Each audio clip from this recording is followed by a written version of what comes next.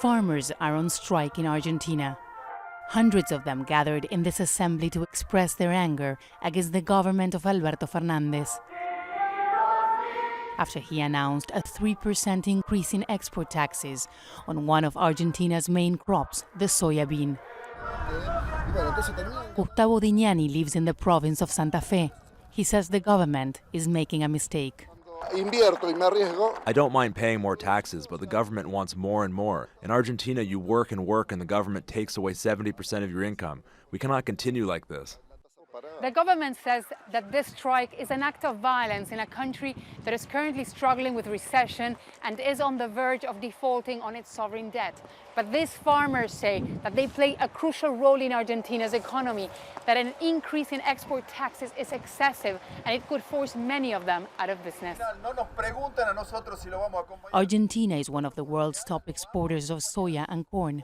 The government wants to increase export taxes on soya from 30 to 33% in what it describes as a solidarity move to help those who are suffering the most.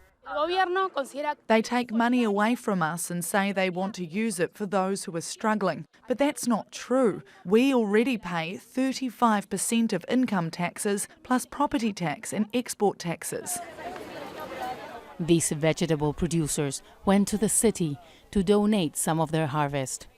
We came here to give away our vegetables to support the government's redistribution measures. Some soya producers are not thinking about the country. They're only thinking about their own income.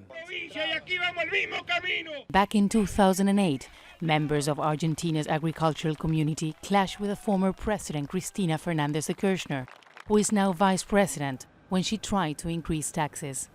Farmers held major protests that forced the administration to back down. But the situation is different now.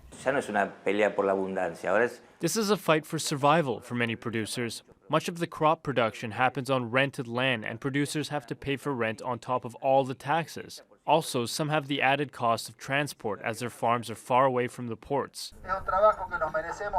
Argentina's farming community is vast. And while there are large companies running the business, there's also small-scale producers. They are the ones who vowed to continue fighting against a measure that they believe is unjust. Teresa, Aljazeera, San Nicolas, Argentina.